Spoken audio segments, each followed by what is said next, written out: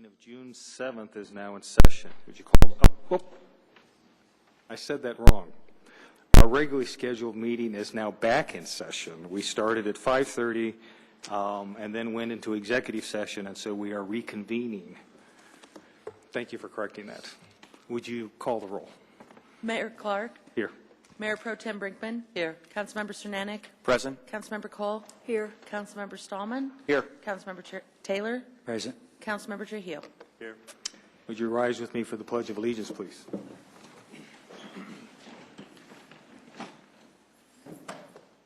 Pledge allegiance to the flag of the United States of America and to the republic for which it stands, one nation, under God, indivisible, with liberty and justice for all.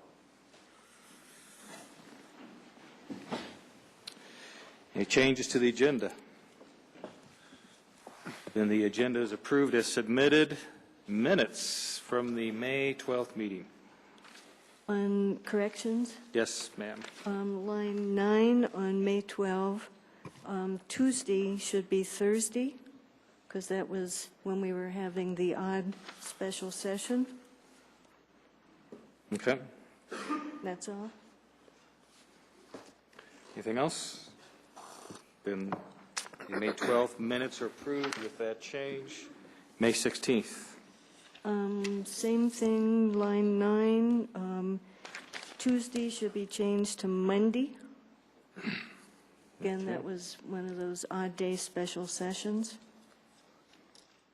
Anything else? Those are then approved with that change. May 17th. One change on page 9, lines 287 and 88. The end of line 287, Director Bloston answered. I went to substitute. She asked Public Services Director Charlie Bloston to comment. He explained, quote, and then all the rest of that section, it should be in quotes. And line 292, advantages, should be advantageous. Got a correctly spelled wrong word, so that's it. Okay. Did you understand what that was? Okay. Anything else? Then those minutes are approved with those changes. Which brings us, any new city employees, Mr. Cortez? Yes, Mayor.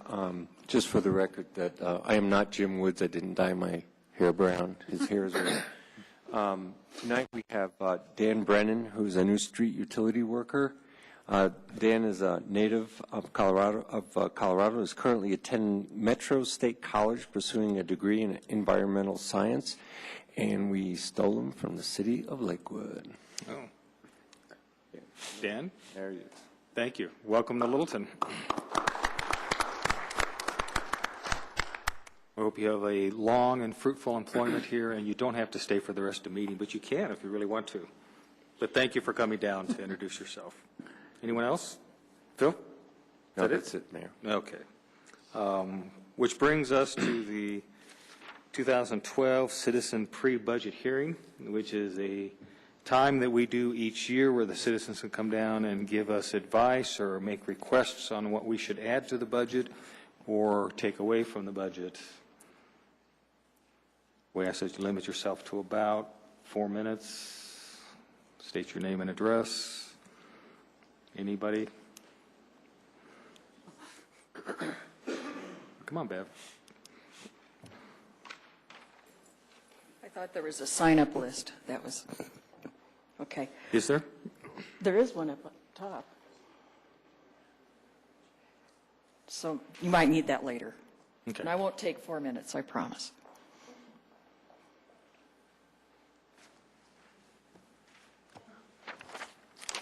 Thanks, Carol. Okay, Mayor Clark and members of the Littleton City Council, I'm here representing the South Suburban Park Foundation. I cannot thank you enough for all your cooperation throughout the years. The river corridor is getting better and better. Later this year, we will have that trail from Prince to, under Prince Street, so that we don't have that nasty situation with bikers coming up on the east side and dealing with cars and traffic, and that's a pretty dangerous intersection at times. So all I can say is we're heading north in the city of Littleton to continue that trail. We're working with Sheridan coming in from the north, and I'd like to request $100,000 from the city of Littleton for improvements to the trail in Littleton.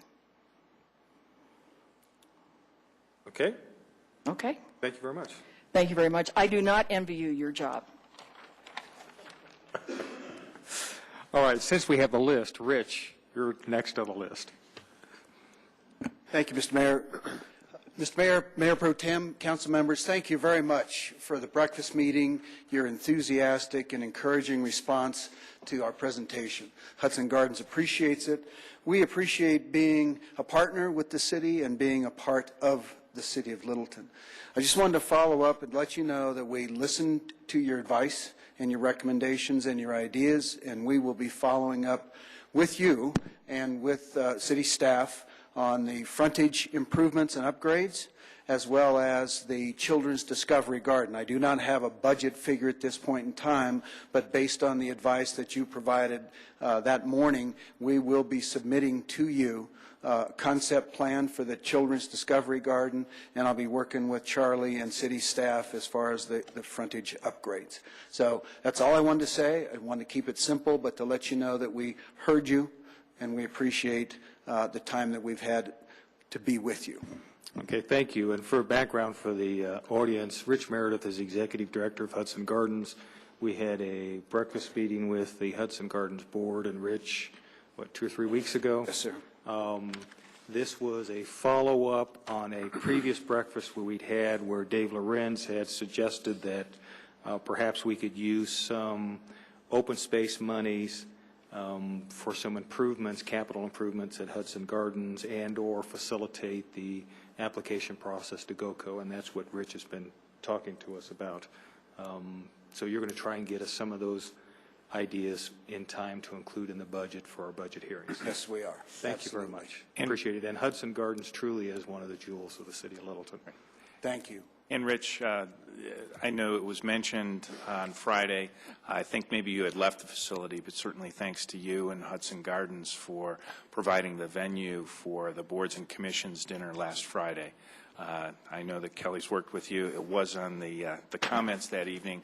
I don't think we were being recorded or filmed at that point in time, but there was a thank you that was extended out to you at that. Great. Well, it's our pleasure to host you and the boards and commissions, and Kelly and I have talked about making that an annual event at Hudson Gardens.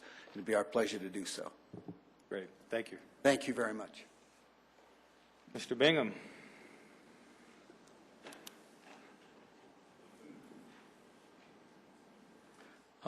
Paul Bingham. I've lived at 236 West Delaware Circle for 48 years and enjoyed most all of it.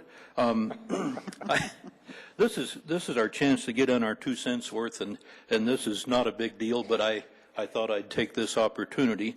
The city has about 1 zillion computers all over the place, and probably every one of those has Microsoft Office installed in it, and that's fine, except that Microsoft Office is pretty expensive, probably $400 a pop. I don't know how our licensing thing works, but if I go buy a full-up version of Office, it's $400 or so, or maybe $500 for all I know.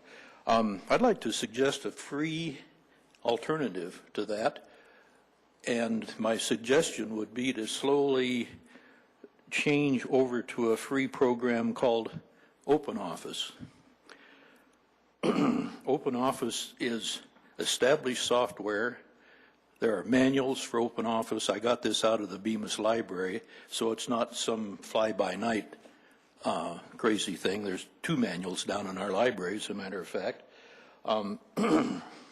Anyway, it's pretty much identical to Office. If you know how to use Office, you know how to use Open Office. There's lessons on the internet, there's manuals, et cetera, et cetera. Like I said, it's free. $400 times a zillion is $400 zillion, so think about it. Thank you. Thank you, Paul. I'm sure Ken Price is watching tonight. Googling open up. Carol.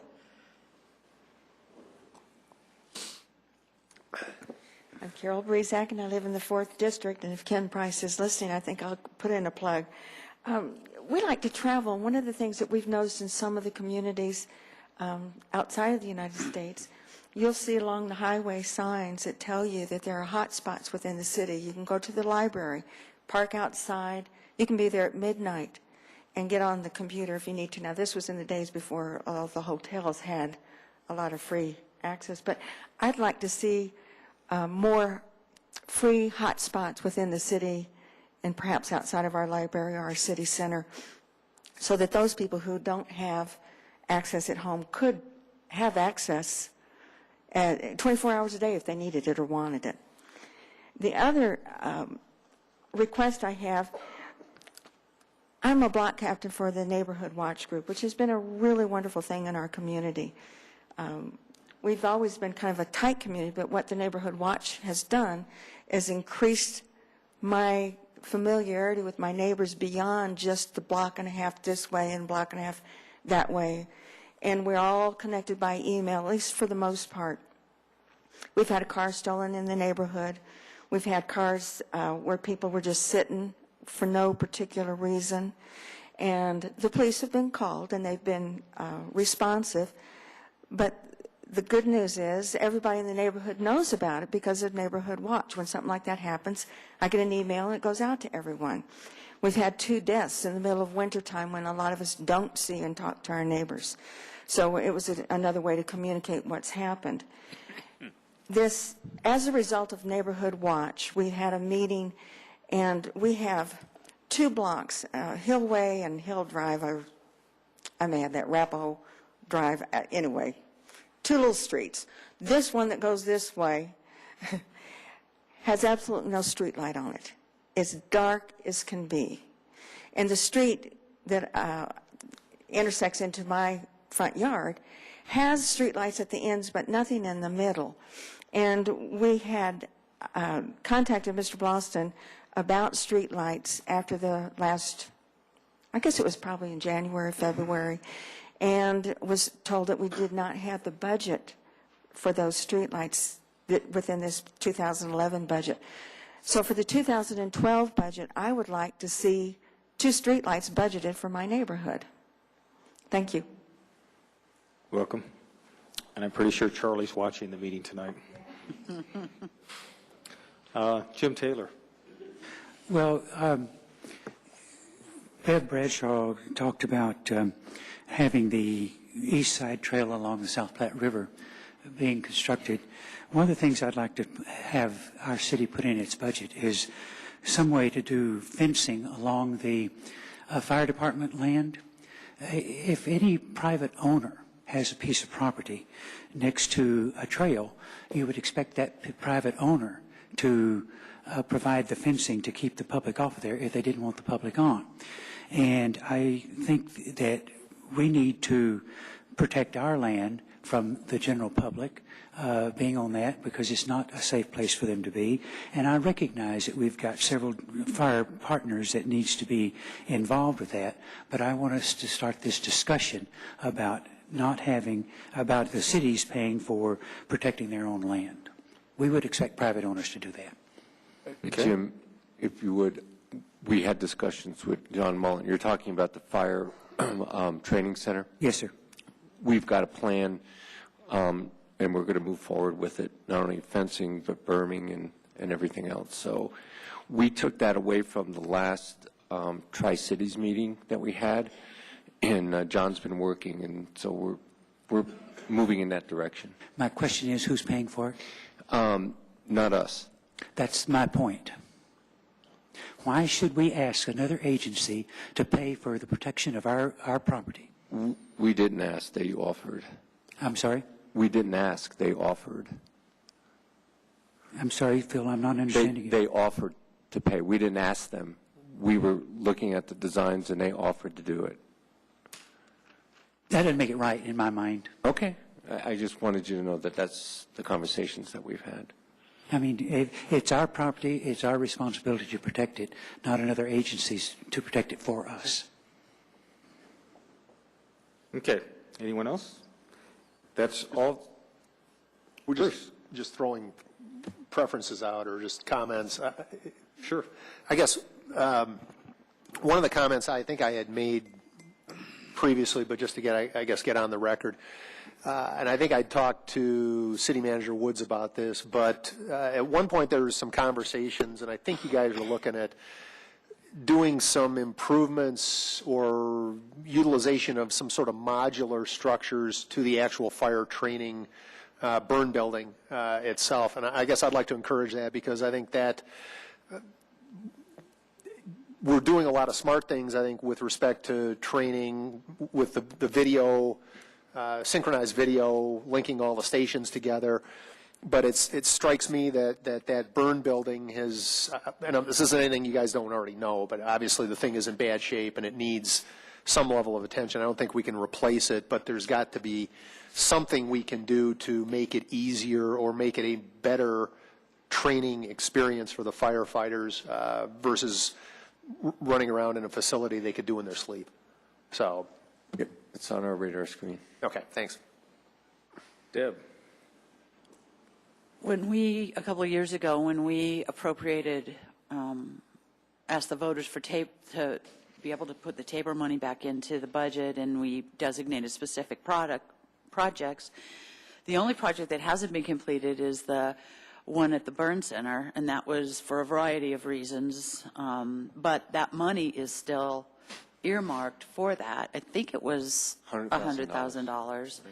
So I would think that if that may be some funds that are available to help with what Bruce is talking about, instead of trying to find something somewhere else. Absolutely. Okay.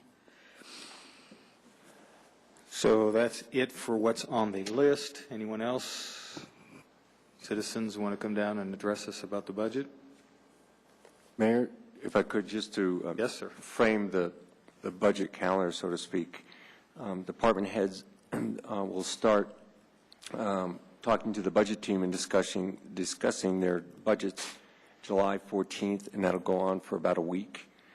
And then council will receive the budget and have their workshop. Well, they'll receive the budget August 25th, and then their workshop will be Monday through Wednesday, September 12th through the 14th, and then Tuesday, October 18th. Right now we have it for second reading of the public hearing for the 2012 appropriations. Tuesday, October what? 18th 18th. for second reading on the... Second reading or first? That'd be the second. Okay.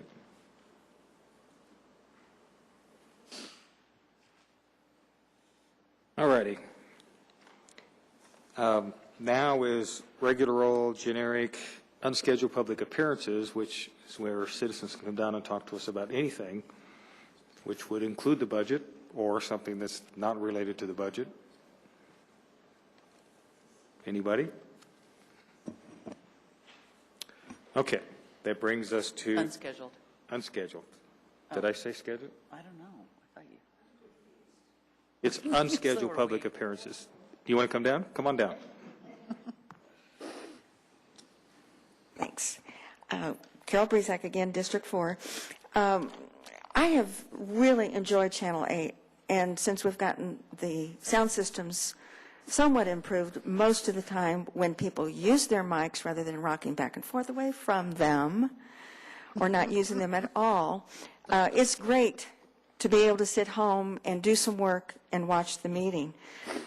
This is an item that I really wanted to come down probably 2 months ago, but just couldn't take myself away from the house and watching you guys on TV to talk to you about.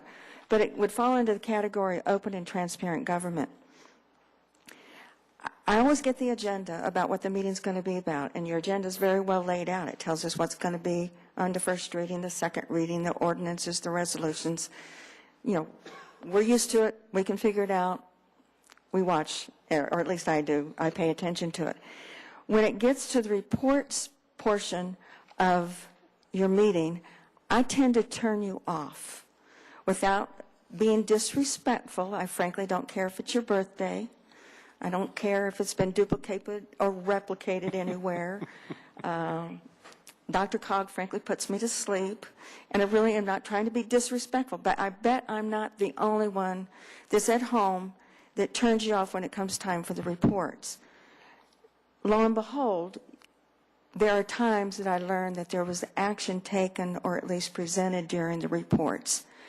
And as I look at the items that have been brought up during the report time, it's fairly clear to me that the item that was offered as a motion for a vote was something that was known at the very beginning of the meeting and could have been added onto the agenda at the very beginning of the meeting. So those of us that are watching and turn you off at the reports time, we would know that this new item is going to be discussed at some portion on the agenda, and we can stay awake and watch and hear. So I am asking that you be true to your agenda and that reports remain reports and not a time for action. Now I'm going to go home. Don't do anything real important because I'll turn you in about 5 minutes. Thanks. Thank you, Carol. And as Carol pointed out, they are recorded. You can go back and pick up the video of the meeting at any time from the website. In addition, there are very interesting reruns of the Tuesday meetings that appear on Channel 8 throughout the week. Anyone else? All right, that brings us to our consent agenda, which is normally stuff that's non-controversial and can be adopted by a motion. The first item is an ordinance on first reading to include the Weston Masonic Temple in the Historic Preservation District. This is an ordinance of the City of Littleton, Colorado, approving historic landmark designation and inclusion of the Weston Masonic Temple property, 5718 South Rapp Street, into the Main Street Historic District. And we're going to pull that to change the public hearing date.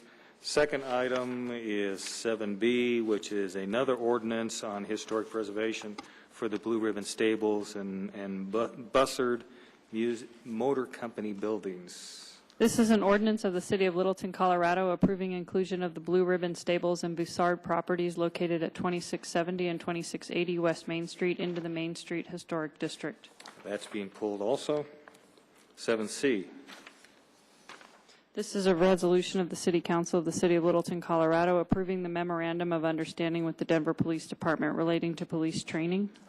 The Denver Police Department has allowed other law enforcement agencies to use some of their facilities for training purposes. These facilities include a driving track, a gymnasium area, a scenario house, and firearms training facility.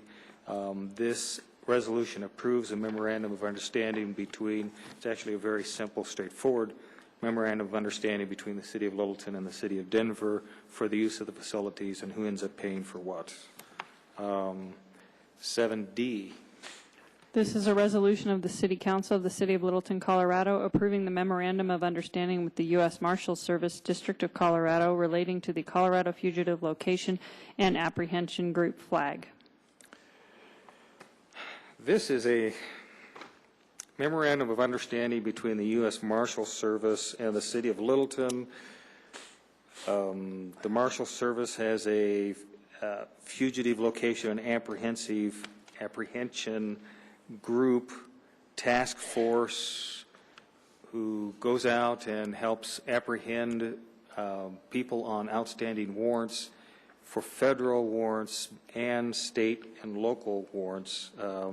This memorandum of understanding establishes a relationship between the City of Littleton and this task force, which has the potential for some reimbursement, although it's probably a pretty low potential.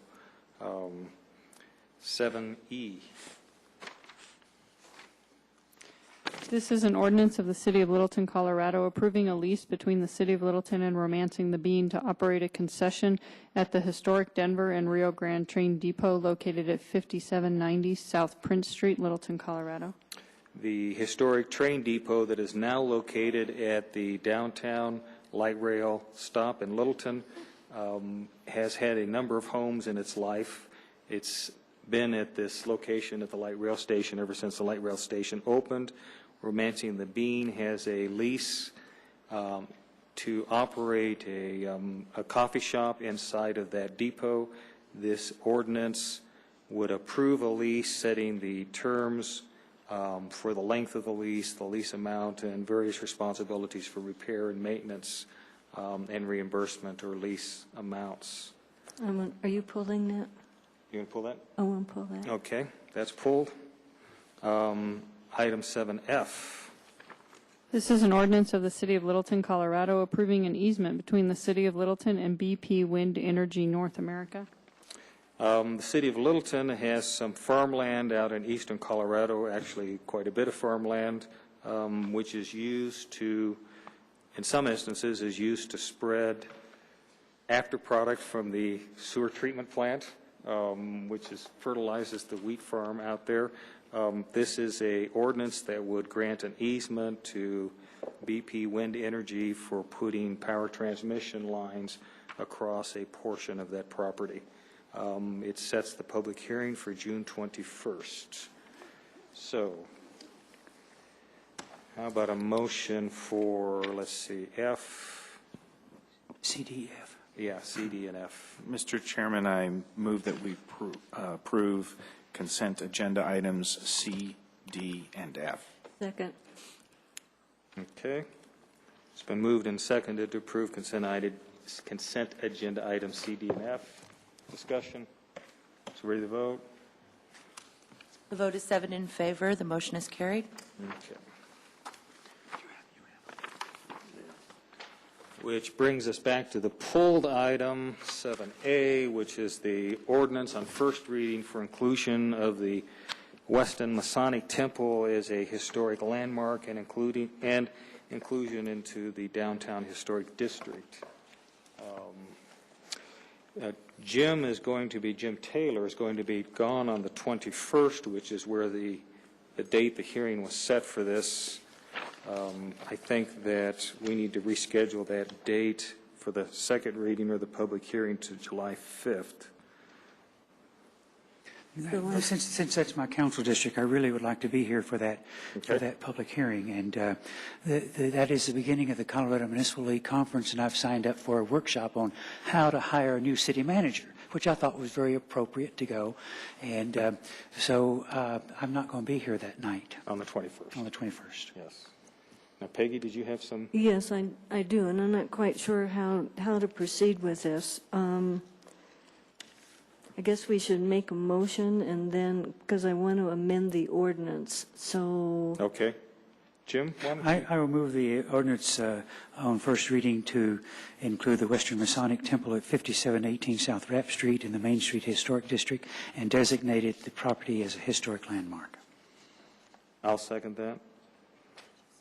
Set the public hearing for July 5th, and the ordinance be ordered published in full. Okay. Peggy? Okay.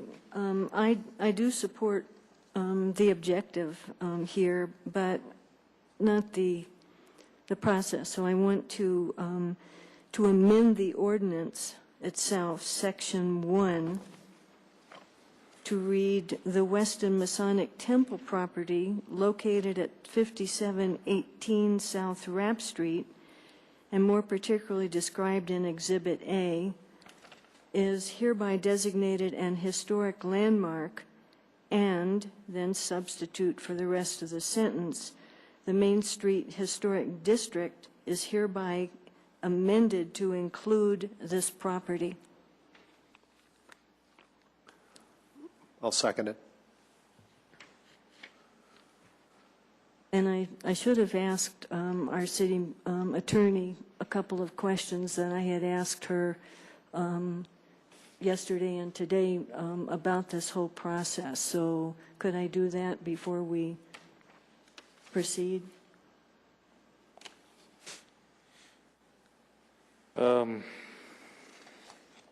Say yes. Yes. Go ahead. She asked the city attorney. Yes, yes, so I'm still trying to figure out what we're a bit deep So here. we got some other issues here. Is my understanding, the way I'm reading the Historic Preservation Code, that there is no provision in there exactly, I mean, there is no provision for adding a property to an existing district. That's correct. But it's also my understanding, talking with you, that council has the authority to amend the district. Right. And the area that you commonly see that in case law is in zoning case law, where you might have a zoning code that says council has the authority to approve or deny a zoning application. And the fact that it doesn't explicitly say that council has the authority to amend or put conditions on it, that is assumed. Because if you have the authority to do a full approval or a full denial, then you necessarily must have the authority to do the items in between, which are to do amendments, to do conditions on any kind of approval. So I believe that since you have the legislative authority to create a district, you therefore have the legislative authority to amend it. And so, in talking with our city attorney, we figured out, since I couldn't support an ordinance that's asking us to do something that doesn't give the right to do it, coming the direction we were, to do this approach, which gets us the same place. And so that's why I've suggested this amendment. Okay. Further discussions on the amendment. Jim? Suzanne, the proposed amendment from Peggy actually does no change in substance at all to what we are attempting to do. No, it just changes, I think, the way the procedure would read, which is instead of just making an inclusion, you would be doing it by an amendment, which is probably more in line with what the case law says you can do. I think that we could have probably argued that it was effectively the same, but I think Councilmember Cole and maybe the entire council more comfortable with doing something that has been, that kind of process has been litigated. But it has no effect from what staff has presented to you and what the applicant is requesting. Phil? I don't believe this is material, Suzanne, but it's a question that in the body of the resolution from the Historic Preservation Board, there's a reference to an address on West Main Street, yet the resolution refers to an address on South Rapp Street. I'm presuming, and I'm looking to have it validated, that the address is indeed the one that's on South Rapp Street, which is included in the body of the ordinance under discussion. So I have, oh, right, okay. So the title is correct in the resolution, Yes. It's section 1. but the body of the resolution is incorrect.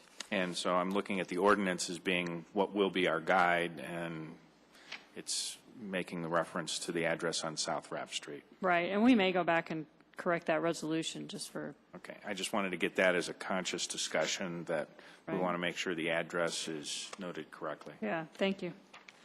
And if we're making some corrections in the last whereas in the ordinance, and I think I asked you about this today too, in line 28, it talks about the historic development of Main Street, 1880 to 1940, but I think in this one and/or the following item on our agenda, there are references to 1970. And I did talk to staff about that, and they believe that the correct reference is the 1940. Okay, So they so will maybe change the the other- council communication and repost that. Okay, so in the other one, okay. Right, in both. Okay, okay?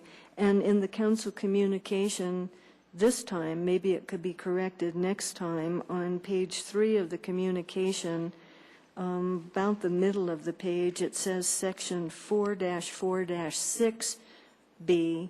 It's 4-6-6B. So hopefully that can get corrected so that if somebody ever goes back and searches online, they would have documents that have the correct reference. Right, and that's true in both communications, and I did give both of those to staff this afternoon, and they are going to correct those. Thank you. Any other discussion on the amendment to the ordinance? I'll make the comment that the ordinance that we have, our historic preservation ordinance, has a number of, it does not envision amending a historic district. There's a number of issues I see in the ordinance. For instance, there's a requirement that it has a majority vote of the members that are in the district. So if we're amending the district to include a building in it, then does that section then somehow not apply anymore? And the basic problem is the ordinance was created for a district that would have unchanging boundaries that would be created at one time. What we have gone to is a district that has opt-in on individual properties, but the ordinance itself has never been updated to take that into account. And so we have a number of gray areas. Peggy's only mentioned one of them that's an issue. Right, and I would agree with that. And we are working on looking at those ordinances and doing revisions to them that we will present to council in the upcoming next few months. It's just my belief that because we don't have to state every specific process and every specific criteria, that it is workable. It's not perfect, but I think we can look at it under the criteria that staff has presented. Okay.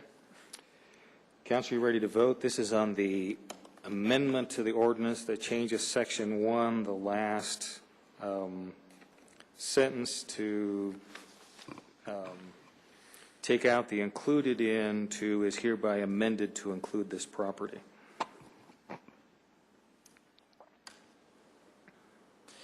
The vote is 7 in favor. The motion is approved. Okay, which brings us to the now amended main motion, which is to approve on first reading the inclusion of the Weston Masonic Temple as a historic landmark and into the downtown historic district. And to set the second reading. The second reading for July 5th. Thank you. The vote is 7 in favor. The motion is approved. Okay.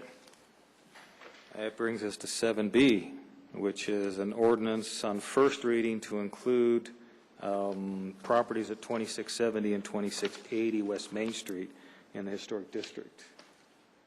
We pulled that to change the date of the second reading from June 21st to July 5th. Jim, you want to make that motion because Peggy may want to amend this one also. Okay. I move the ordinance including the Blue Ribbon Stables and the Bussard Motor Company buildings located at 2670 and 2680 West Main Street in the Main Street Historic District be approved on first reading, that a public hearing be set for July 5th, 2011. Ordinance be ordered published in full. Second. Okay, it's been moved and seconded to approve the ordinance on first reading, including the Blue Ribbon Stables and Bussard Motor Company buildings in the Main Street Historic District. And then, for the same reasons, I would like to amend Section 1 of the ordinance itself to strike near the end of the second line and the beginning of the third line, to strike are hereby included Which in the line main... number? 36 and I'm sorry. 37. Okay, Sorry, thank you. 36, 37. To strike are hereby included in the Main Street Historic District. So strike that, and then start line 35 after Section 1. The Main Street Historic District is hereby amended to include blah, blah, blah, blah, blah, all the rest of that. I'll second it.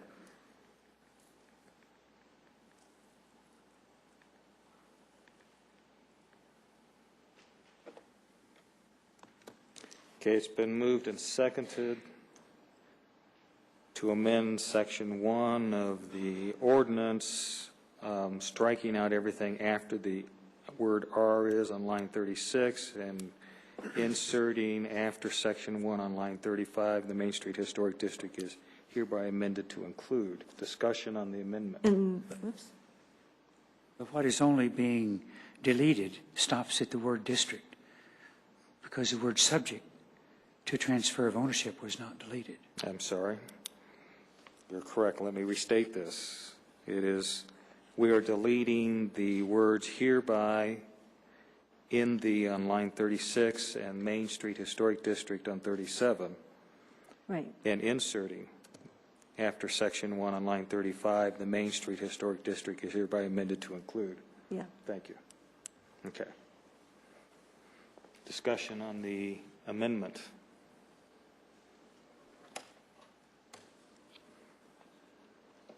The vote is seven in favor. The motion is approved. Sorry, I forgot I was doing it. Thank you. I was thinking about something else. And then I have a question on line 28 where it says 1880 and 1970. Is that in the process of being changed to 1940? Yeah, I see a nod yes and from staff. So, thank you. So, do we need to amend that or? Yes. Okay, so I move to substitute on line 28, 1940 for 1970. Second. Okay, it's been moved on line 28 to strike 1970 and replace that with 1940. Discussion? Council ready to vote? The vote is 7 in favor. The motion is approved. Okay. Anything else? And then in the actual council communication on second reading on page 2, is the correction going to be made on the, at the very bottom of page, near the bottom of page 2, section 4-4-6B, changed to 4-6-6B? Yes, they have Yeah, that. right, just making sure. Thank you. All righty. Discussion on the now amended main motion, which is an ordinance on first reading to include Blue Ribbon Stables and Bussard Motor Company buildings in the historic downtown Main Street District. Council ready to vote? The vote is 6 in favor, with Mayor Clark voting no. The motion is approved. Okay. That brings us to 7B. Did we? 7E. E.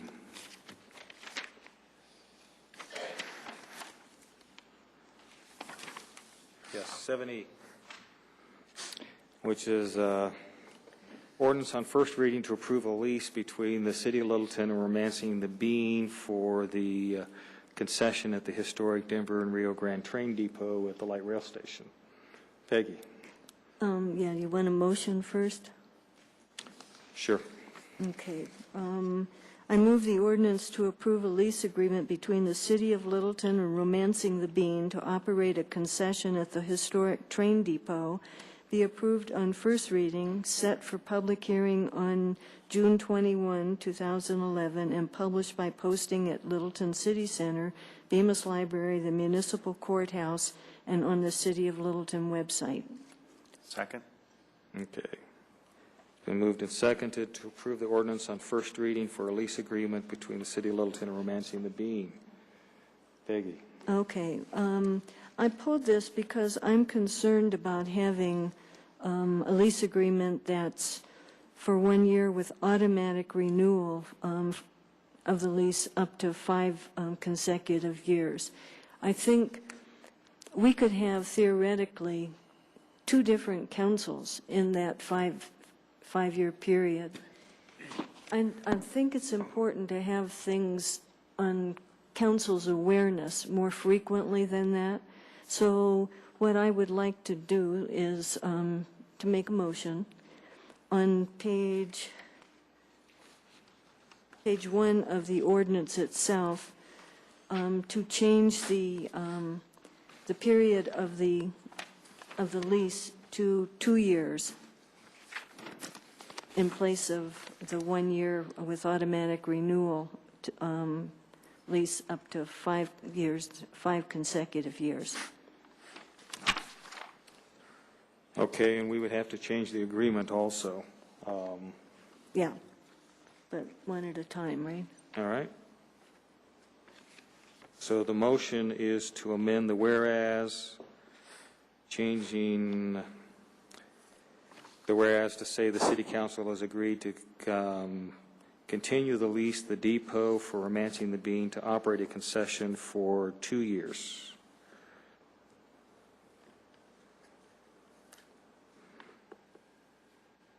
And I will second that.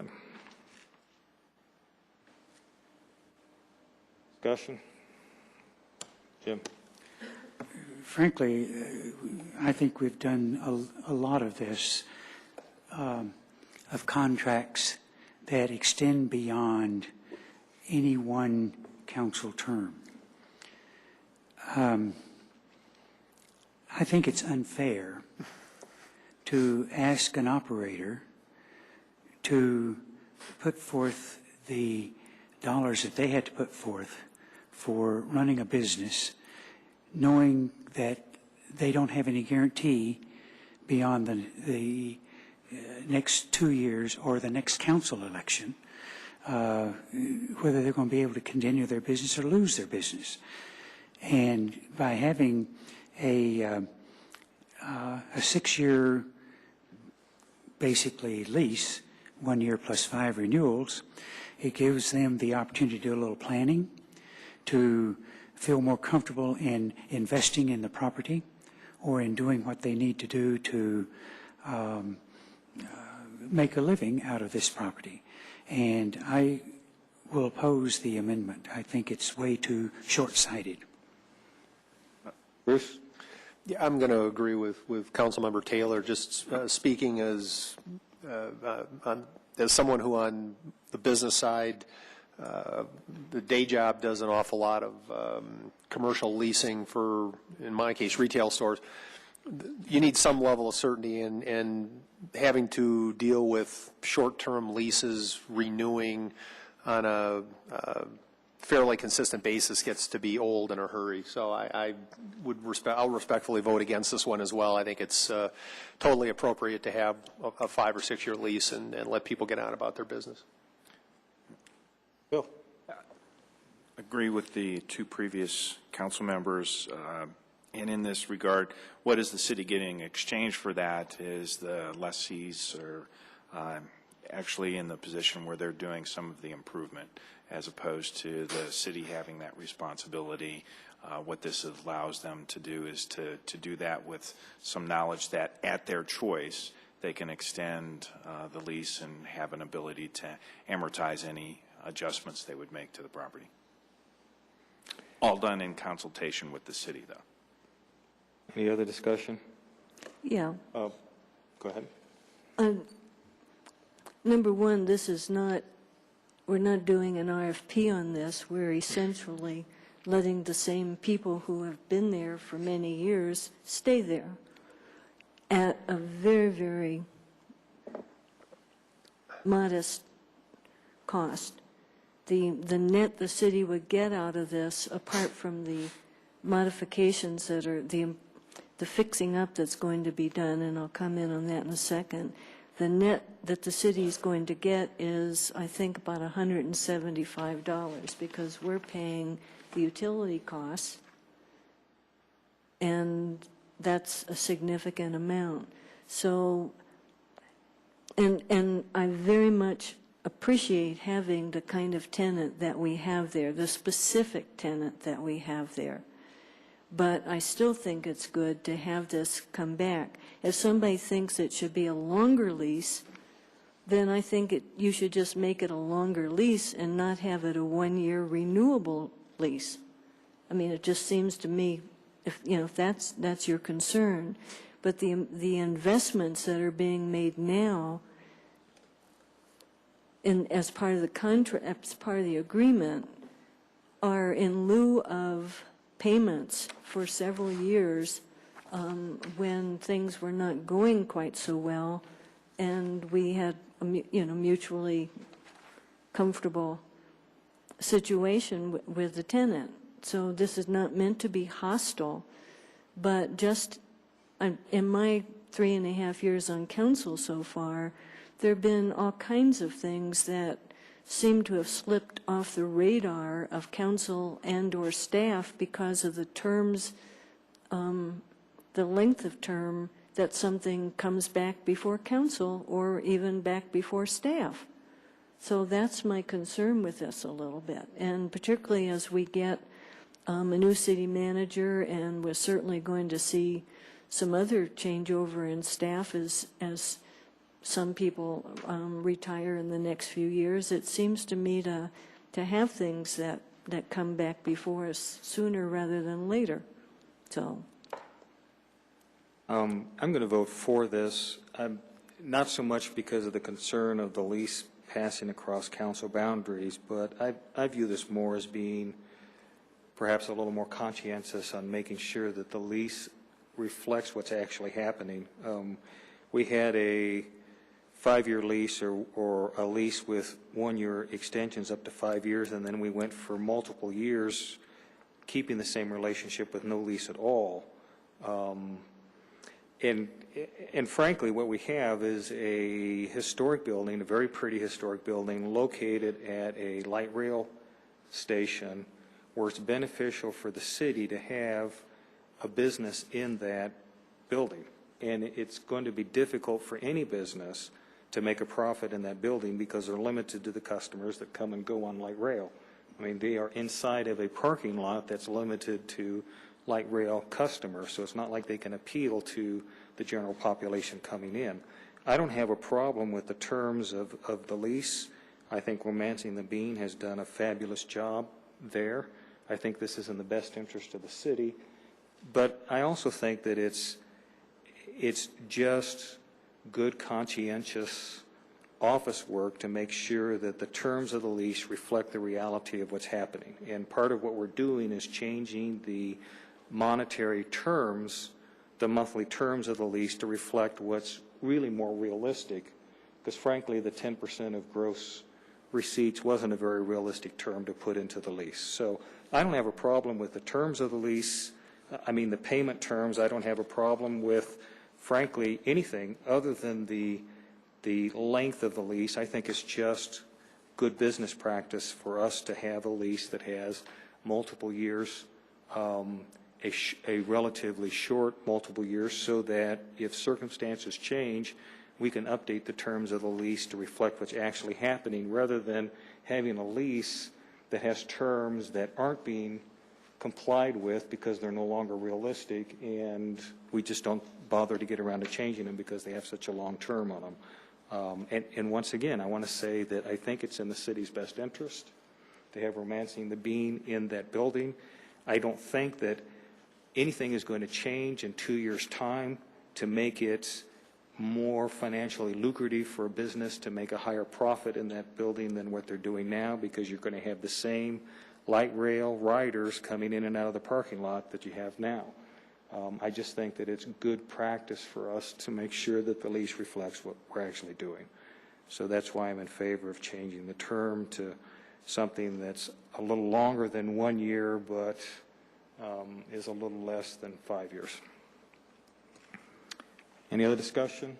Council ready to vote? The vote is on the amendment to the lease, changing it from 1 year terms with an automatic renewal up to 5 consecutive years to a 2-year term. the vote is 2 in favor and 5 not in favor? Opposed. Sorry, Yeah, opposed, that's that's okay. what I meant. The motion fails with Councilmember Cernanek, Councilmember Taylor, Councilmember Brinkman, and Councilmember Salmon and Councilmember Trujillo voting no. Okay. So that brings us to our unamended main motion, which is ordinance on first reading to approve a lease between the City of Littleton and Romancing the Bean. I have another amendment, Yes. real simple, minor one, but I don't like certain errors. In the agreement, on page 2, item 7, got candies in there twice. That means, I guess, they've got a lot of candies, but I think we only need one candies. So I move to delete the extra candies in the third line of number 7. I'll second. Third line of number 7. Number 7. It's got candies, shaved Is it ice drinks, candies. pastries, candies, shaved Maybe they're ice selling candies? twice as many candies as they are shaved right. ice and light lunches. All right, the motion is to remove one of the candies from the third line down of section 7. Is there a second? I did. Oh, Jim seconded, yes, thank you.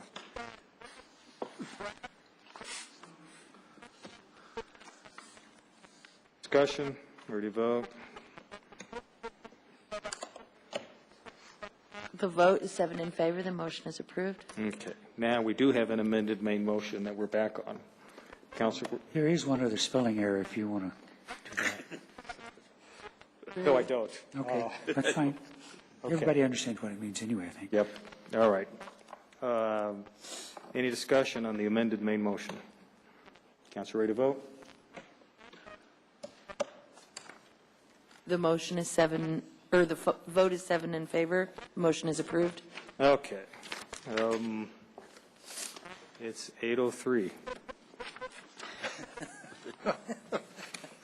Which brings us to item 8 on the agenda, 8A, which is a modification of alley ordinance. This is an ordinance on second reading, if I remember correctly. This is an ordinance of the City of Littleton, Colorado, vacating an alley between South Hill Street and South Sycamore Street in the vicinity of West Berry Avenue. Charlie Balston, our Public Service Director, will make this presentation.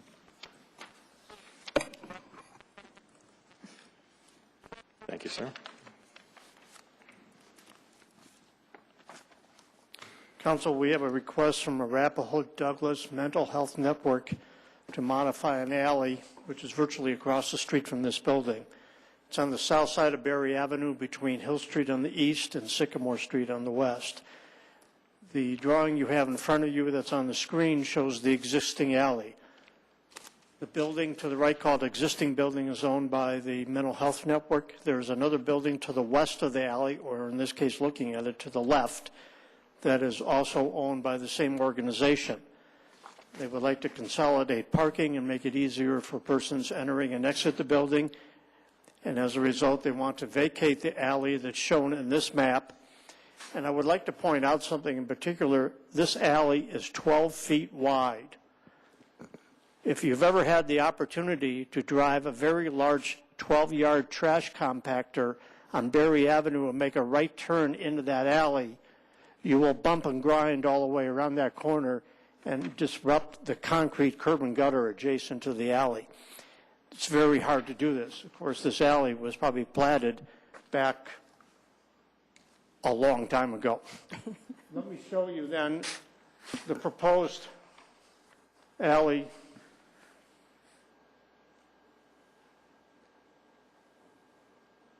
Same location to the east of the existing alley.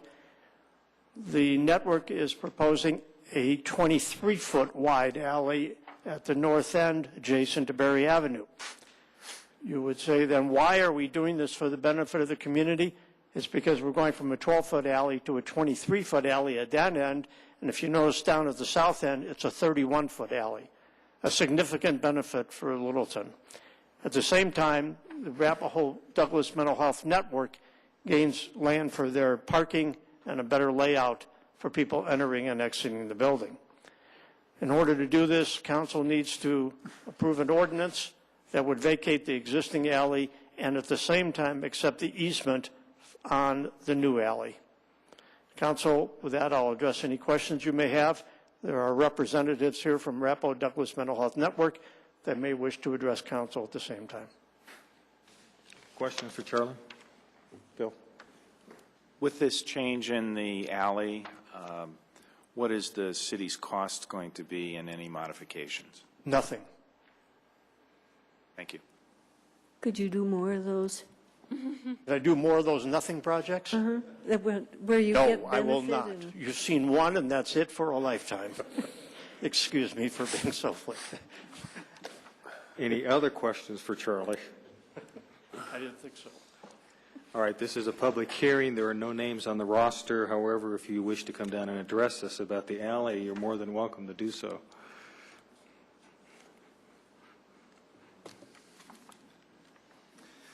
Hello, City Council, Mayor. I am Michael Ellis, the Chief Financial Officer of Arapahoe Douglas Mental Health Network. Thank you so much to your city departments for working with us on this. The reason why we undertook this is because of safety issues, too. Currently, there are 2 curb cuts, 2 accesses off of Berry, and this will have only 1, and it will be a wider alley entrance. And then it gives us the opportunity to make the parking spaces within this area wide enough according to code and deep enough according to code. So it'll be a lot easier to park in this. So we thank you for your help and just appreciate our relationship with the City of Littleton. Thank you, Michael. All right, motion, please. Move the public hearing be closed and ordinance conveying the city's interest in the alley at Berry Avenue be approved. Second. Okay, it's moved and seconded to close the public hearing and approve the ordinance conveying the city's interest in the alley. Discussion. Council ready to vote? The vote is 7 in favor. The motion is approved. Thank you. Item 9A, general discussion on preparation for the 2012 budget. This was brought to us by Council Member Cole. So it's your floor.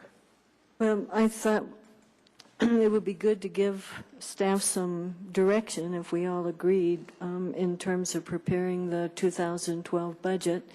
Last year, we gave some direction, but then we had a little confusion on that. But given the economy and given what I think is good fiscal approach, I guess maybe should I make a motion, Doug, and then people can discuss it? Yeah, if you have something specific yes, you I want to do. suggest. So, okay. I move that the city manager, that council direct city manager to bring a proposed budget for 2012 that is structurally balanced. Can you define structurally balanced? You want to just say where That's just revenues balanced? match? How about general fund revenues, expenditures match revenues? Yes. Okay. So the motion is to direct the city manager to bring a 2012 budget where general fund expenditures match revenues. Estimated. Yeah. All the revenues that are budgeted are estimated. Second. Okay. It's been moved and seconded. Discussion. You know, So the simplest piece in my mind is that we need to live within our means. And given the potential, particularly given the potential for a double dip recession, which some people are still thinking is going to happen, I think we need to be even more fiscally prudent than we have been. And we've been mighty darn fiscally prudent for a while. So I just think giving that direction is appropriate. Phil? I think that's a good place to start, and I would also include in the discussions probably some sequencing where I'd probably like to see a discussion of the revenue forecasts first, as we've talked about bringing the reserve policies into the discussion, making sure we're reviewing the reserve policies, and then we would have an opportunity to then deal with the general fund discussion, and might suggest a sequencing on that. Doesn't have to be in the resolution or the motion at this stage. Okay. Bruce? I guess I'd ask maybe staff, what have you guys discussed so far in terms of what's the thought process at your level in terms of the approach on this thing? Well, generally, our discussions have been that staff bring back a level-funded budget. In other words, no increases, whatever they budgeted last year. We go through the first round of looking at that. And as you know, everything we do is on projection when it comes to revenues. So once we go through that first round of level-funded budget, and we'll look at our projections on revenues. So let's just say, Doug can jump in anytime and help. If we say, okay, let's look at a conservative, we haven't really discussed this yet, whatever that percentage increase is on revenues, then we go back to departments and saying, is this realistic? Is it 5%, 4%? Because then we have to make serious cuts. I mean, if we're at a point where we say, we're short another $1 million, people, if our projections are correct, we would have to start listing what would those cuts look like. So we would want to have a discussion with council on that. So, we know that we'd like to have a revenue expenditures and revenues balance, but I think that's something we got to do together, and it's all based on what we project it to be, and maybe we do have a discussion with council about what we're going to guess the revenues are going to be, and what effect does that have, and how deep does that mean that we are going to have to start cutting, and then we're back to, what, I mean, in my perspective, is what programs take priority. Yeah, I mean, we're pretty, we're pretty bare right now, but we understand. And I get, okay, and I appreciate that, Phil. Is anybody else, Doug, you're sort of saying the same thing, obviously. Doug Farman, Finance Director. Yes, I think everybody realizes next year, there's going to be modest growth, if any, on the revenues. So we're looking at basically flat revenue stream. That might be our estimate right now. It might be a 1% growth at the most. So we're going to have to hold the line on the expenditures. And with salaries and benefits making up the majority of the expenditures, about approximately 70%, it's going to be difficult. And there are some items that we talked about last year, the street lighting and utilities. Some of those costs are really hard for us to manage because they're not discretionary costs. They're pretty much fixed. So I think that it'll be a framework of pretty much a flat budget and pretty much holding the line. We'll be developing the budget instructions over the next few weeks for the department directors. Okay. I appreciate that, guys. I guess, Peggy, I think the intention is laudable. I guess I'm going to suggest that my sense here is that we can give direction to provide a conservative view of the budget, but the message I'm hearing here is that we need to be participatory in the discussions of what we want to see funded or not funded when it comes to, and essentially what do we want to assume from a revenue perspective. So to just mandate flat revenue equals expenses as far as the budget process, I don't think captures the essence of the process that we're part and parcel of. I guess I would prefer that staff take the conservative approach I'm hearing here, come back with their view of priorities based on their proximity to a lot of things that are going on, and then we collectively work together to try to figure out how do we get to where you're trying to go, which I think is the appropriate answer. Well, if I could comment on that. Sure. I don't think anything in my motion precludes discussion, but if we just get a budget presented to us without knowing what we might trade to try to get to this balanced budget,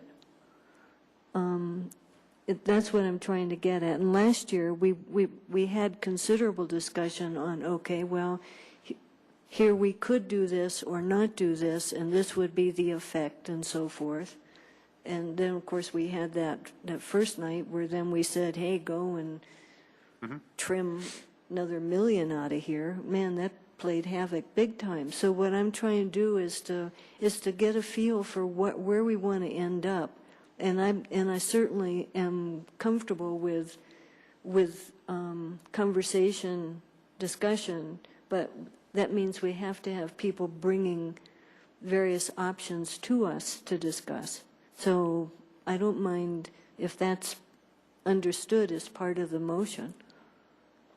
But if you think it needs to be, the motion needs to be amended to clarify, I'm amenable to that. Bill? I'll be contrarian to my council member, Stallman. Your twin? Last year, we had some I think, fair amount of tension and strain, and it was a tough discussion. And I have to say, quite honestly, at the beginning of the process last year, I was a little surprised at the proposed budget as it came through, because I thought we had discussions all during the year that pretty much said we were looking for a balanced general fund budget. And when it came to the table, not having that, at least from my perspective, made it a tougher discussion. And what I would say, at least my intent in some of this, is trying to say, it's not that we're not going to be working with staff on this, okay? It's that this is kind of the starting point we're going to be coming from, and quite open to being in a position to address issues of costs and alternatives and how that fits together. But direction in the end is we're not looking for a deficit budget. We're looking for one that's going to be in balance, and that's the position we're going to take. Okay. Further discussion? Yes. Jose? If I could. A lot of people at this present time seem to think that we're out of this recession, and we are not. And there's going to come a time here when we're going to have to share the pain, and it's going to hurt. It's going to be very, very difficult to talk about a budget until we see what's coming in. We get pretty much information. I just don't think that the staff giving us any information more than what we've gotten is going to help. They do this pretty much as we go along. But as far as what we can look at doing, we don't know. What would it be if you knew right now that we had to cut everybody 10% straight across the board? I don't think you'd have any more inclination about what you would want to do. But there's a good possibility that if the economy doesn't increase, and I can see it in small business, they're struggling, and it's hopefully that it would get better, but I have my own doubts about it right now. And I think that with the information that we get from staff, we have plenty of information. I would vote against this. I just want you to know that for that reason. But I think we've got our worst years coming in the next 2 years, and it's not going to be easy. It's happening all over the world. So, Jose, would you clarify something you just said? So you oppose asking for a balanced budget? I don't know how they could put a balanced budget out there for next year because we don't know what the revenues are going to be. We can certainly hope that they would be the same as last year, but we're really not going to know this until we get to that point in time where we look at the budget and we say, okay, if we want a balanced budget, this is it. We're going to have to cut this, this, and this. Or if we get lucky and we're about 2 or 3% above on the gross revenues, which would be wonderful. But I see a lot of little cities that are taking in shorts right now, and they have given up their fire departments, they have given up their police departments, and I think it's just something we have to wait on for a while. I believe that we've got an extremely professional staff that does a hard job in trying to come forth by predicting the very things that I think Joe's talking about. We've always had the opportunity to work with the staff to come forth with where we think we need to be in the budget. And if it's balancing revenues versus expenditures, if it's because we determined that the programs are so vital to this community that we don't want to cut them, and we're willing to take $1,000 out of some reserve fund in order to make that work, I'm willing to listen to that. I think we need to listen to a professional staff. None of us work in that realm of dealing with these types of budget figures day in and day out as our staff does. And I think that we need to be listening to what the staff is going to be telling us.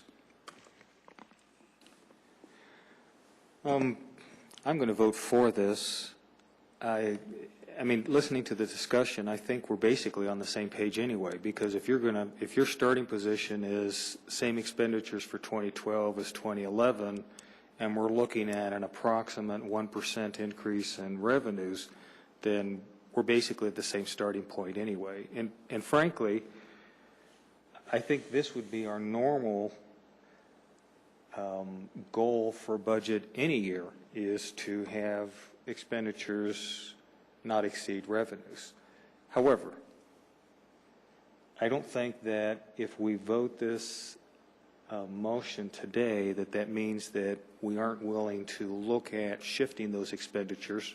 For instance, if we keep all of the expenditures except for salaries at the same level, we have a 1% increase in revenue, then that may give us room to talk about doing raises. If we keep all of the expenditures at the same level and the revenue stays at the projected revenue stays in 2012 as it is in 2011, we may decide that we want to cut some non-salary expenditures in order to have some room to mess with salaries. So setting this as a starting point, I don't think removes all flexibility or ability to adjust the budget. I think what it does is just set a basic starting point, and I think that that's a starting point that we would probably start with any year, let alone this year.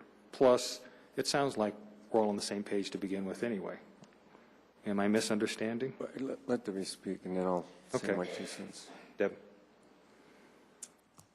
I'm going to vote for this because I'm going to vote for a balanced budget as best as we can do it. But what I'm really uncomfortable with is that we're having to do this in the form of a motion. I think Bruce used the term mandate, and when we're in the financial quagmire that we are with the way that the economy's going and revenues and the cuts we've had to make and the things we've had to delay spending, I'd really rather work in a more collaborative method with the staff than to issue a motion / mandate. I think it could have been done in a open discussion like we're having now without, like I said, having to have a motion and a second and a vote. I support the thought behind it, but I think we could have done a little more friendly. I just had a few comments, and I think we're on the same page, and I'm never afraid of saying what's on my mind. But so when we say balanced budget, I just want you to know that when we bring you a budget, we will balance it. It may not be the kind of balanced budget you want to see. We may raid one fund where you say, no, don't touch the general fund. We need to have, so there's certain parameters that we work with that the general fund reserve needs to be X. Okay, so we know it's X, and that's what we shoot for. If we have something greater than X in our general fund budget, and we go through our sessions with department heads, we'll say, okay, you're level funded, there's no increases, but we're still short because of the inflation. We may just say, well, we're going to take it from the fund balance. But that's because there was a policy that you gave us to say don't go below a certain line. So technically, we bring you a balanced budget. It's just maybe not the kind of balanced budget you want to see. You may want to play with the numbers a little bit and so forth. So that's just one point. We do have our sessions with you on a quarterly basis to talk about where we are today and our revenue projections. And our next one is like August 16th or something. We go through that right now on our projections. So we're always looking at, are we guessing correctly? What did the numbers look like? Are we keeping our expenditures? So in a way, Doug, I don't disagree. We're talking generally the same discussion.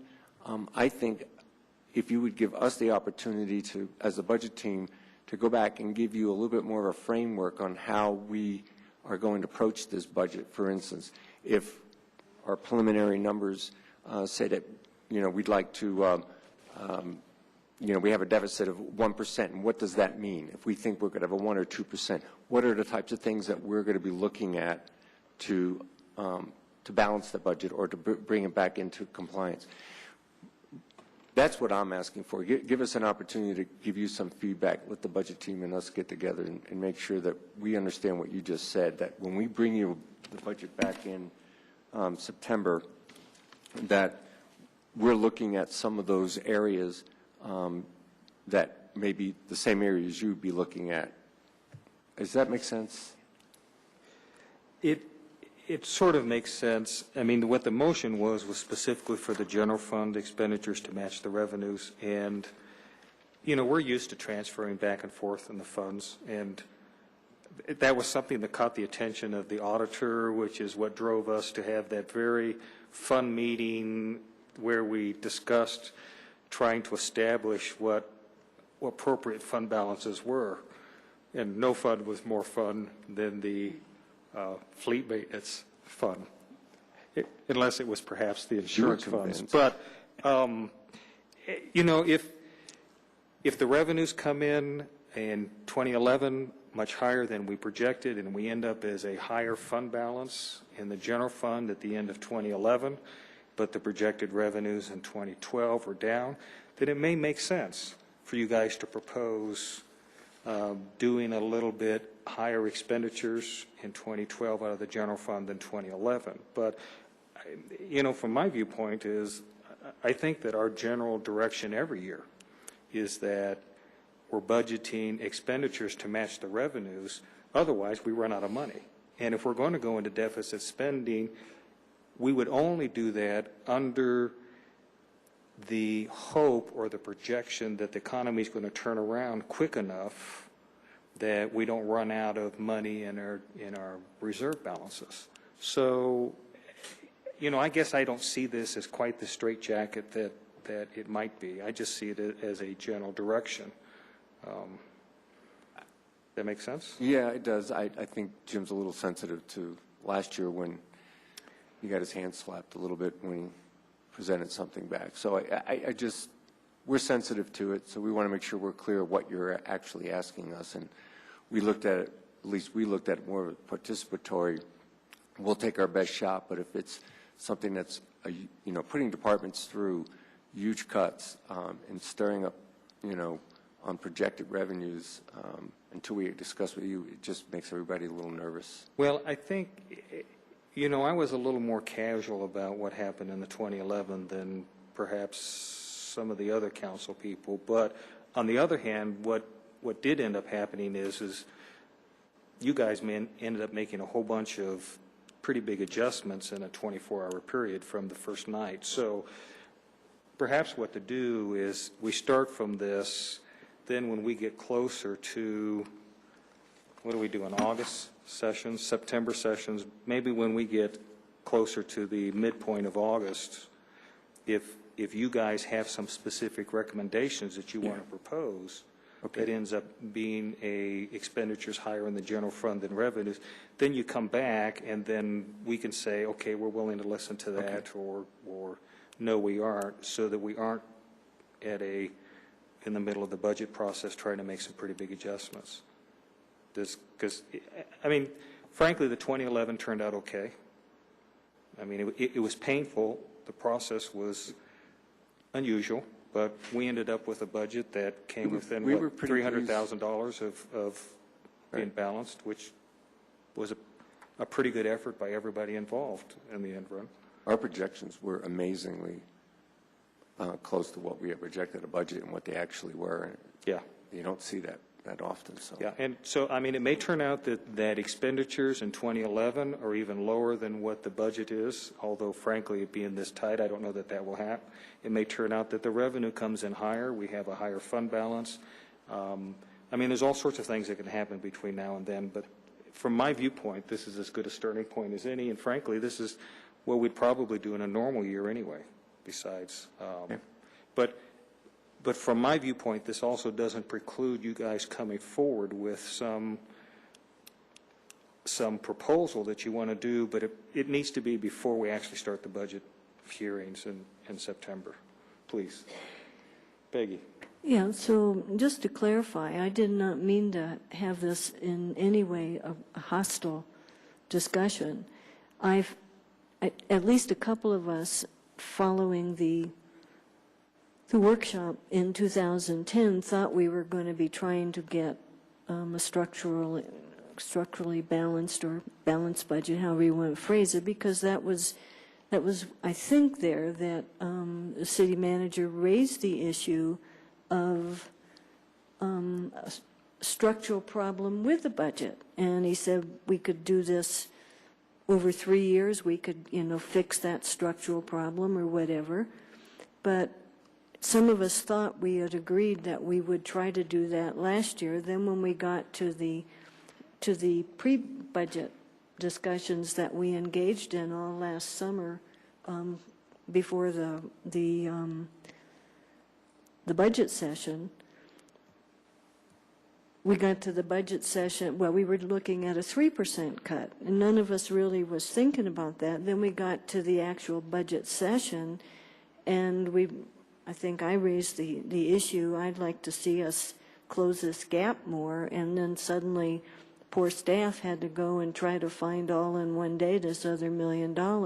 So I was trying to have us articulate something so we wouldn't be all surprised when we get to the proposed budget. That's all I'm trying to do, is to have a conversation.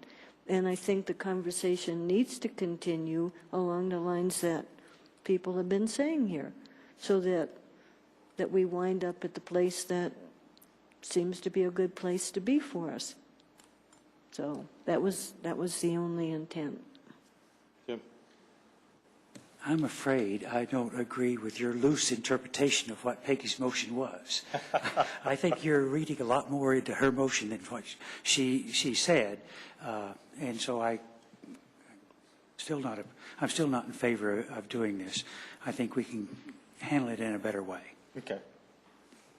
Anybody else? It's 8:35. Council ready to vote?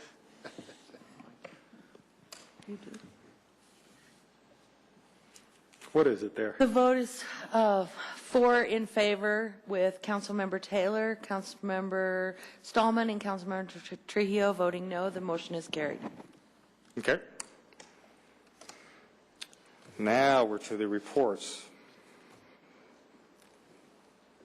Mr. Acting City Manager, temporarily for tonight. Just for tonight. Next week, we have a study session. Can you talk a little louder, Phil? I'm sorry. Next week, we have a study session, and I want to be clear on the start time to do the evaluation of the city attorney. Was that 7 or 6? I think it probably ought to be 5:30. I think so. Right.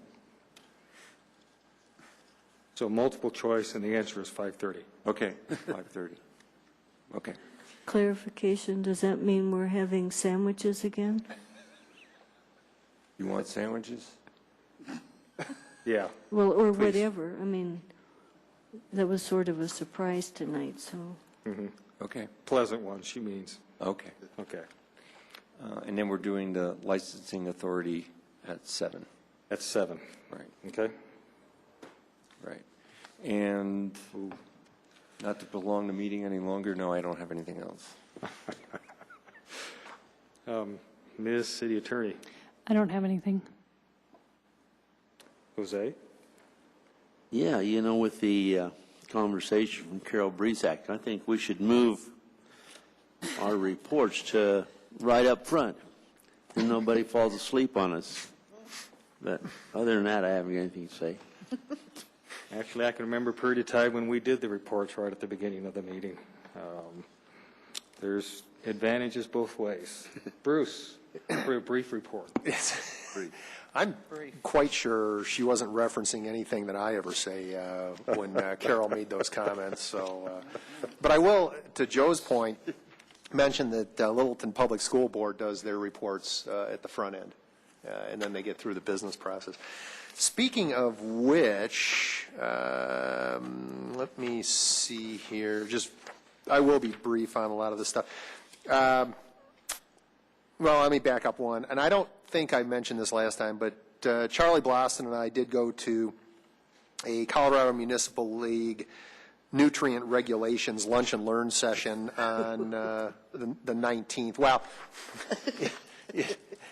yeah, okay, so the combination of those things is sort of, potentially not all that palatable. However, it was extremely interesting by virtue of the longer-term planning for the sewer plant and some of the regulations coming down the pike in terms of extraction of nitrogen and phosphorus from the wastewater streams that could, between now and 2022, potentially require lots and lots of zeros behind the dollar signs to accomplish. So something to stay tuned for as more information becomes available. But it was good. It was good early warning kind of stuff. The Fine Arts Committee met, and I think we've mentioned, and there's press release out and so forth and so on, we're seeking candidates for 2 vacant positions on the board.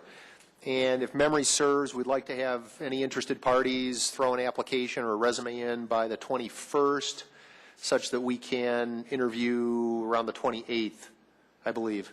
But anyone who has an interest in art in and around the community is certainly encouraged and more than welcome to apply, and we'd love to have some folks participate on the committee accordingly.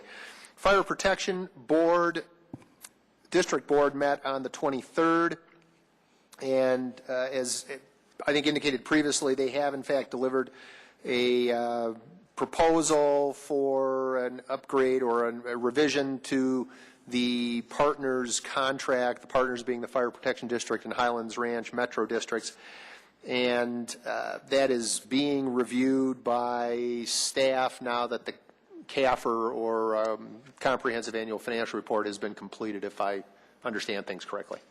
We had our first meeting today. Okay. Okay, good, excellent. And I communicated back to the board that it was in process accordingly to their board, and more information should be forthcoming in the short run. And then the LPS board was in fact met on the 26th. A couple of just tidbits from that. The the collective bargaining agreement with the teachers has been ratified by the Littleton Education Association. Let's see, where am I looking here? They did retain 2 furlough days. Believe there's no COLA increase again this year. They did fully fund the step increases, which is a 10-year issue this time, this contract, which was not done before in prior years. They also, then the board did review a legislative wrap-up with various bills that passed the state legislature that potentially, well, either were considered and passed or considered and didn't pass that could potentially come around again. And it probably is a continuation of a lot of the conversations that have been being had with respect to the state. I guess what was represented to the board by their consultant was that since the 2008-2009 school year, over $5.2 billion of funding has more or less been the budget shortfall to the school districts throughout the state. and that spending is $1.1 billion below what would be allowable under Tabor. So there is essentially obviously no Tabor problem. What's a concern for the school districts is essentially a revenue problem, which was the result of the recession and is continuing to be a result of the recession that is manifesting itself in all likelihood further budget cuts and the utilization of reserves from the property tax increase that was voted on last year. And again, I know Carol mentioned this because it's secretly something she very much enjoys, but the often imitated, never duplicated merchant plug of the week this week goes to, She just went to bed. No, I think she's out there watching. She said I think in this one she's just, it was a test to see if we would really follow through. So a Littleton business type of business we don't normally get into, but from firsthand experience, this week's merchant plug goes to Vivax Pro Painting, because it is house painting season after all, and there are a lot of people out there, myself included, whose houses are in need of a fresh paint job. So I went through and took a look at several house painters and did in fact select Vivax to do a job for us this summer. But lest you think this is just promotion on my part, this organization, which is located at 1100 West Littleton Boulevard, Suite 370, is in fact part of the Better Business Bureau. They're part of the Dave Logan Network, referrallist.com, South Metro Chamber of Commerce, and recently were awarded one of the top 50 Colorado companies to watch by the Edward Lowe Foundation. They are very responsive, will give you an excellent rendition or quote to do a paint job on a residential house. And Vivax, in fact, is Latin for enduring. So the paint jobs will, in fact, endure. But Vivax Pro Painting, 720-331-9735. Thanks. Deb?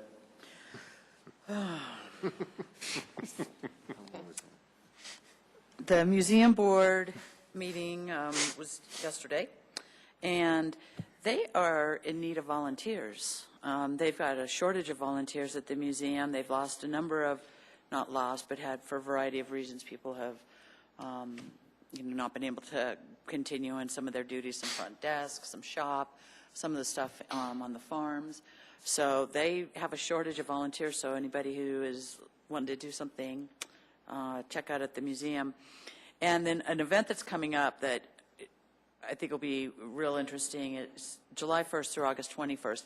If you've been to the museum and you've seen the kind of the quilt, metal quilt sculpture on the door, just, on the wall as you walk in, that's a Littleton boy, Bill Weaver, and he grew up here, and he is quite an artist. He lives in, I think he lives near Santa Fe now, but he is going to do a one-man show called Forged and Fabricated, and it will be definitely worth seeing. He's an amazing talent, and that starts July 1st and goes through August 21. It's just a real short one. They pop these little short ones in between fine arts shows, so that's probably one to try not to miss.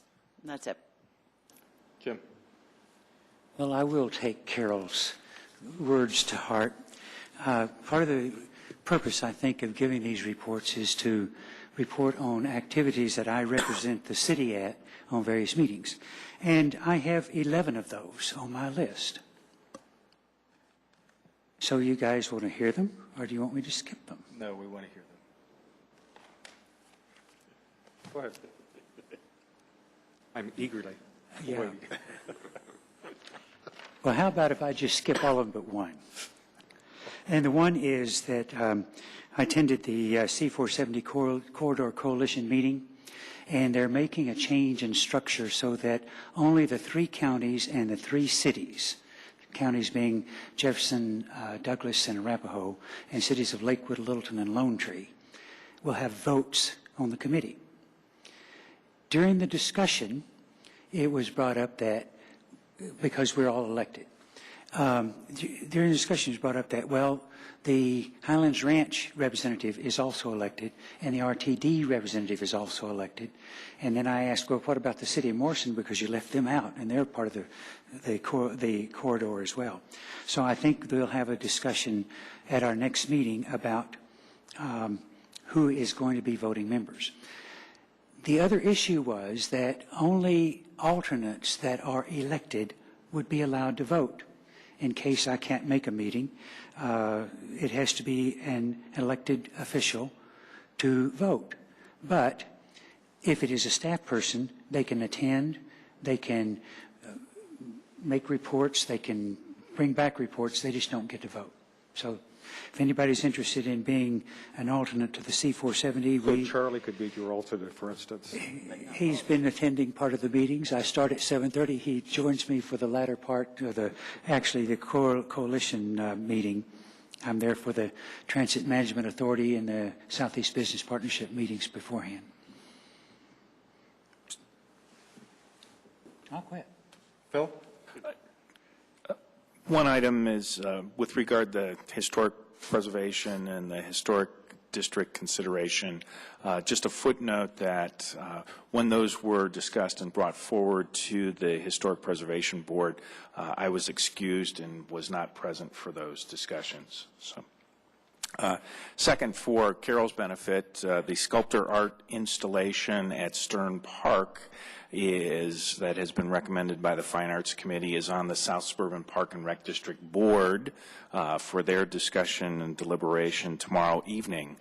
Meeting starts at 5:30. So the Wild on Littleton is coming up this Saturday, 6 to 10 p.m., followed by fireworks.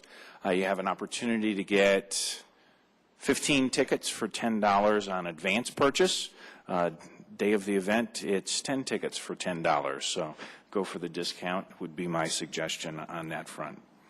And we haven't mentioned it earlier, but there is an audit committee discussion on prior to the council meeting on June 21st. Dr. Cole. Okay, two things quickly. The library board, which normally meets on Wednesday night, will be meeting on Thursday night, July 7th, in a joint meeting with the museum board at the museum in July. So any citizens who might want to be attending either of those, that's the night and the place. This is in part because we now have a joint acting director, and we're wanting the boards to have some dialogue on common issues, so forth. And second, kudos to Marlene, Kelly, and other staff who are involved in making the boards and commissions dinner such a pleasant event. Bruce, one short. One very short. And Phil jogged my memory. I forgot to ask. The installation of the cobbler's bench in La Roca Park, do we have a date for that?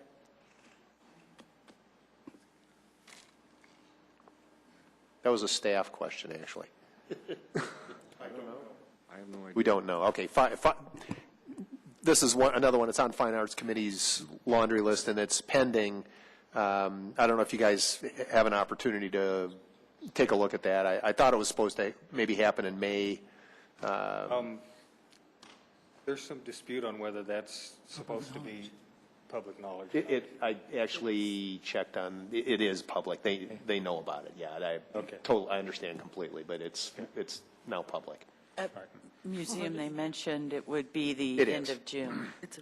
End of June? End of June. Okay. June 24th, something like that. Okay. Thank you. One of the relatives was apprised of it, apparently saw what was going on, asked, and it became known. Okay. So there's no issue with public disclosure. City Clerk Wendy. I just wanted to remind council and anyone who's listening that Thursday at 5:30, no, Thursday at 6 o'clock, sorry, at 6 o'clock, we're having our potential candidate forum. We'll be having it here.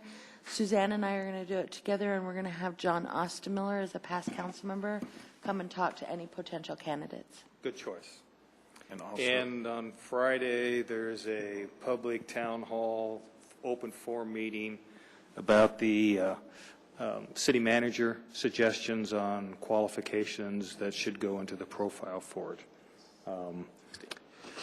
Now, I think that we have perhaps misunderstood what Carol was asking for. Carol wasn't necessarily asking for a reduction in reports.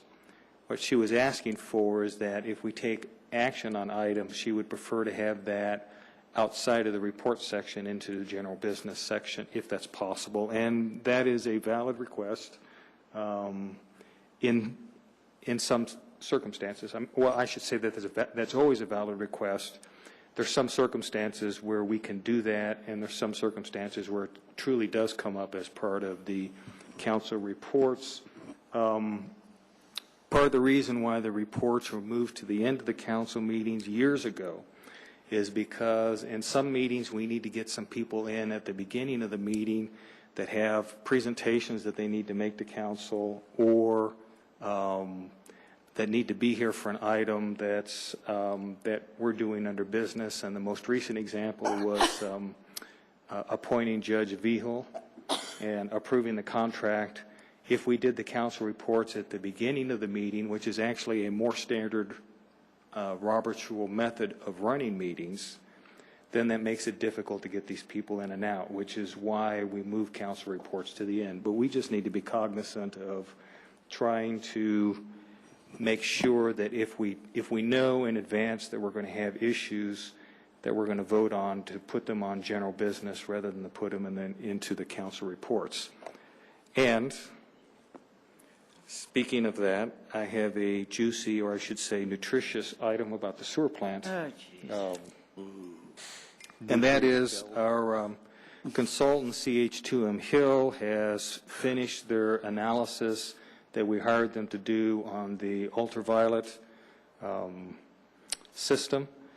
Chlorination system. The chlorination system, I'm sorry, and vis-a-vis the ultraviolet system that's being proposed. We are currently scheduling CH2M Hill to come in on the 21st and do a presentation. Unfortunately, you're going to be up CML, I believe. I can do it without listening to sewage. Oh, you'll be deprived. Is everybody else going to be here for that night, or are they going up early? I was hoping for a short evening, but that. Well, I'm hoping for a short evening too, and moving those two historic preservation items off of the 21st onto July 5th will help tremendously on that. But we were trying to schedule a joint Englewood-Littleton City Council meeting for the 28th.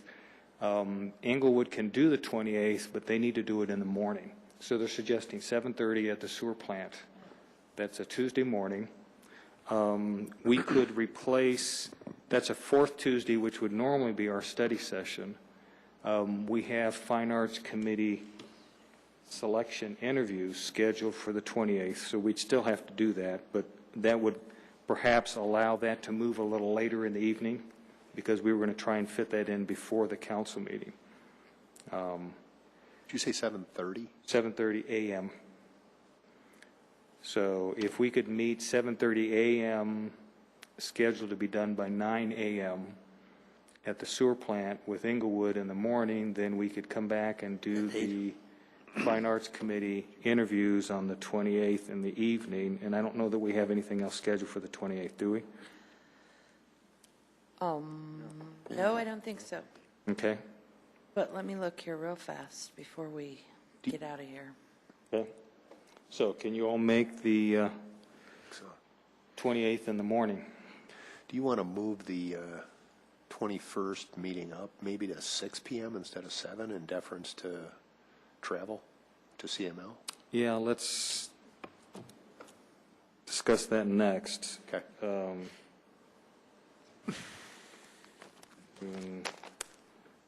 First early.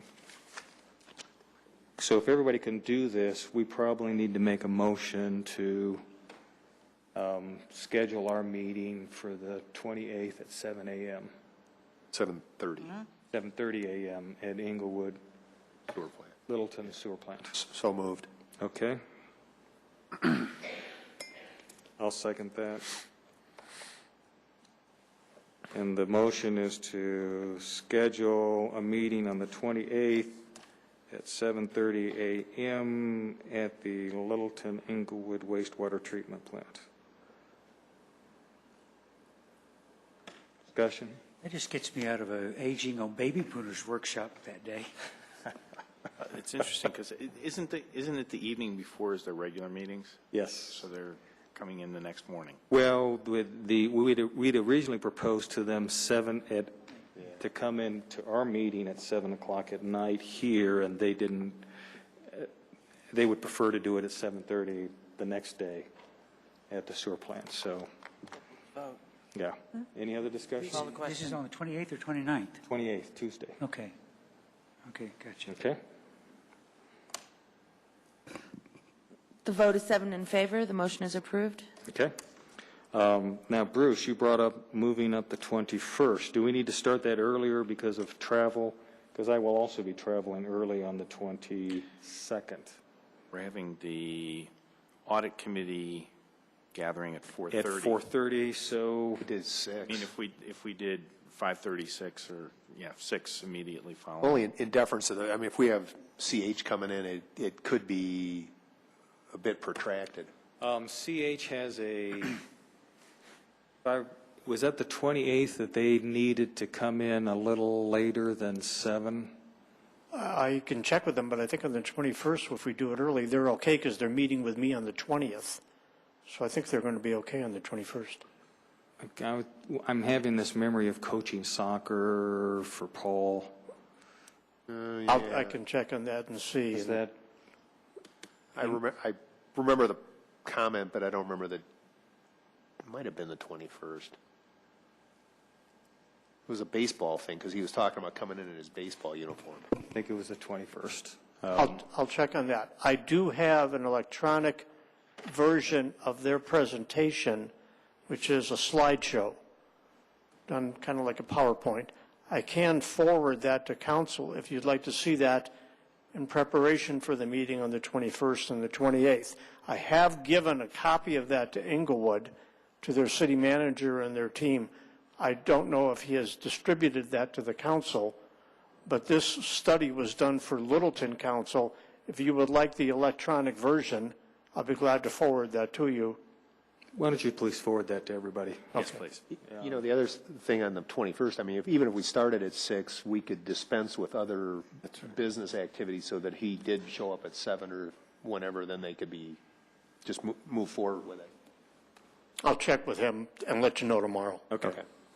All right. But you make a good point because we have some other stuff that's coming on the 21st. If nothing else, we have the romancing the bean ordinance and a couple other items. So we could start at 6, which means we'd probably be ready for him at 7. Okay. So why don't you go ahead and make that motion to reschedule the 21st to 6? So moved.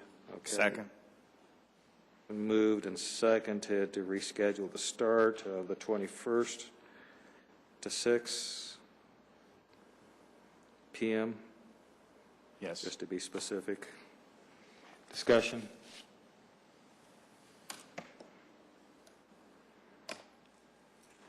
All in favor, motion passed. Sorry. That's okay.